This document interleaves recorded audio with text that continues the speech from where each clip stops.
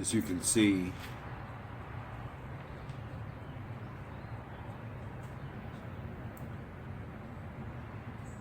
we live pretty modestly. We don't have the newest cars. You know, I don't have the newest pickup. I mean, I'd like to have it. I mean, don't get me wrong.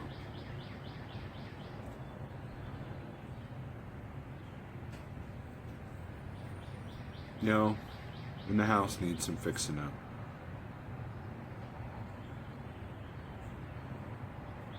Part of being a homeowner is, you know, stuff breaks, you gotta fix it, right? But I'm grateful to be a homeowner.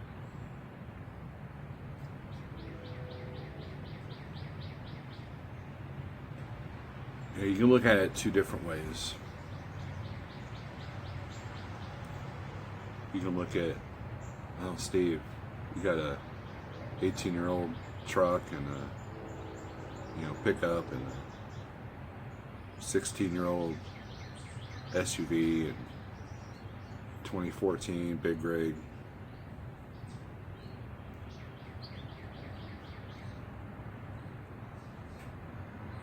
You know, but the way I look at it is I'm a homeowner with two vehicles paid off, by the way.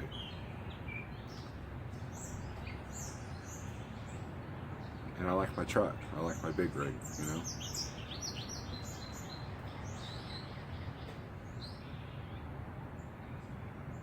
I feel like I'm pretty blessed.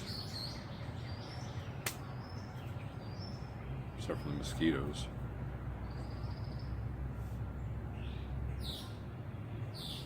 Live in a quiet neighborhood, dead end street.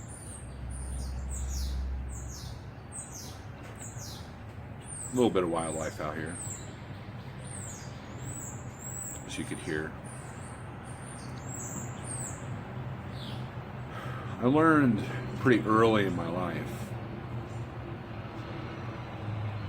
Oh yeah, I almost forgot. Iron Maiden coffee mug. Doesn't get any better than that, right? I learned pretty early in life. And then I had to learn it again, that debt was not good.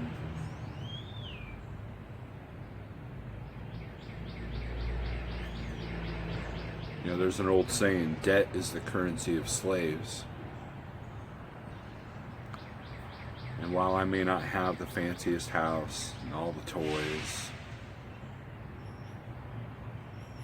I have enough. Now, would I like money and have nicer things? Sure, who wouldn't? Have I made the mistake of maxing out credit cards and buying stuff I don't need? Been there, done that.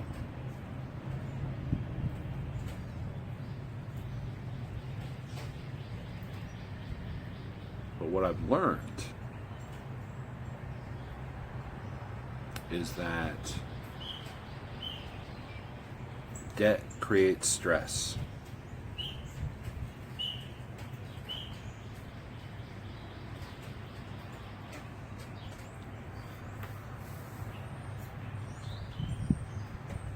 Because life happens, you know. Is it worth being away from my kids to have to be out on the road more for a,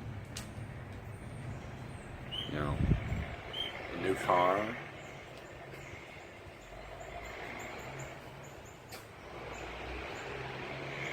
Is it worth being away from the house more to have a house that's, you know, more expensive than it needs to be? What's the point? If you constantly have to be on the road to pay the house, and then you're never home. It's all part of that balance. Balance and home time. You know, money and home time. And right now, money's tighter because of the rates, and they're going to get lower. Trust me, they're going to get lower.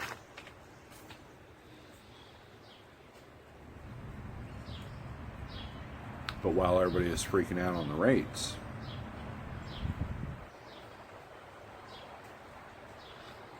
I'm feeling pretty good because I don't have a whole lot of debt.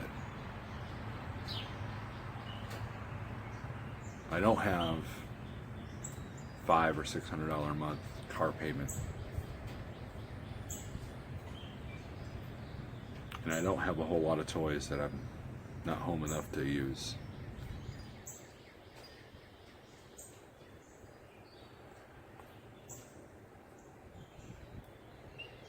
You know, there's a luxury that no one thinks about.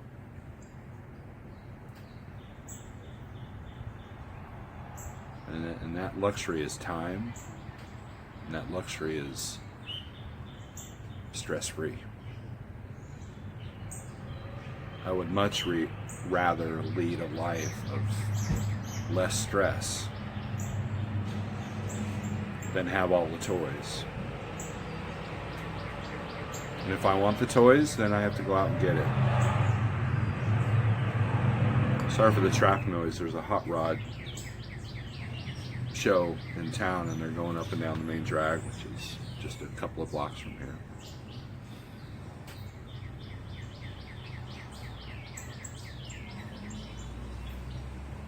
So when I sit on my porch, I sit there and think about things that I can improve, things that I wish I could change right now, but also I'm grateful for what I have. You know, there's a lot of things that need to be done around the house, and my biggest commodity, my biggest expense is time.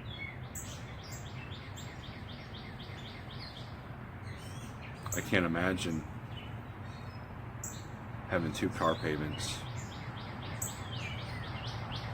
and a higher house payment. I would have less time at home.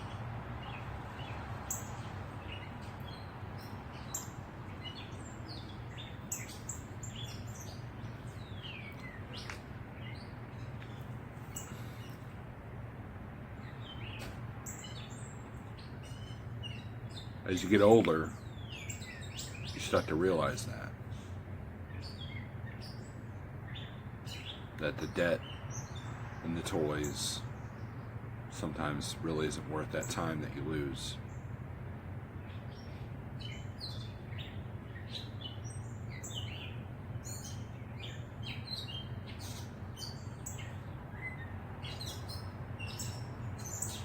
And the debt we do have is towards investments in the future. With the money that we save by not having the newest, latest, greatest vehicles, we purchase property out in the middle of nowhere. There's no bigger luxury than that. Trust me. That's where I'd rather spend my money on. And the debt that I do have, they make me money, such as a big rig tractor and trailer and property. The other stuff is just kind of frivolous. You know, when I moved here from Phoenix, Arizona, I lived in a poor neighborhood in Phoenix. And we moved here, and I had to go to this high school that was like very, very upscale. And I remember one of the first encounters I had was this kid in my class that had, on his 16th birthday, he was just given a Mustang GT, Ford Mustang GT. And he was mad about it. He was upset because his parents didn't give him a Porsche. Can you imagine that? It boggled my mind, because here I was at 16, lucky to have a bicycle.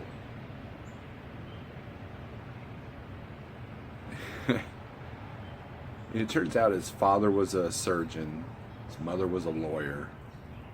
They had every luxury you could think of. Every luxury you could think of. And this kid was a grade A-hole. Nobody liked him. He was very judgmental. I remember one time I parked next to him when I finally did get a car. And he laughed at me. It was a simple Ford Tempo. Nothing fancy, but it was mine. And it got me around. I had a lot of good times in that car. Or because of that car. And I thought, how miserable is that kind of existence, you know? When you see more value in things than in people. Eventually the things control you. That car payment controls you. That huge house payment controls you. And in the end, what's it worth? True wealth is measured to me. Now, of course, you know, oh, that's a typical thing for a poor person to say. True wealth to me is having good friends, good family, peace of mind, and time. Time to enjoy the things that you enjoy. Now, am I trying to better myself? Yeah.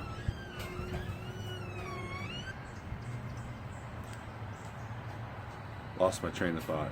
My son came out and was wondering who I was talking to. I'm talking to the world, talking to myself.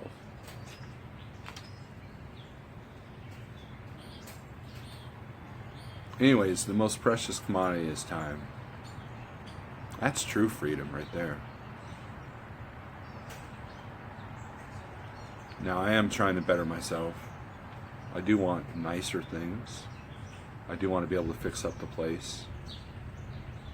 And, you know, but I'm pretty proud of the piece of planet that I've acquired. I'm pretty proud of the lessons that I've learned.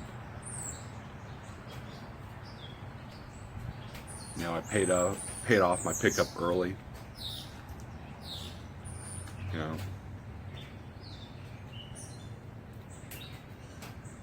know, little stuff like that. Dave Ramsey is a good person to listen to if you're lost.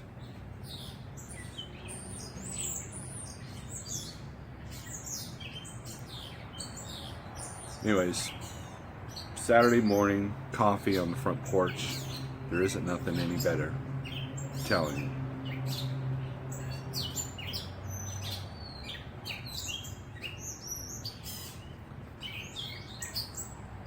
Thanks for watching. Morning Coffee Thoughts. There you go. See ya.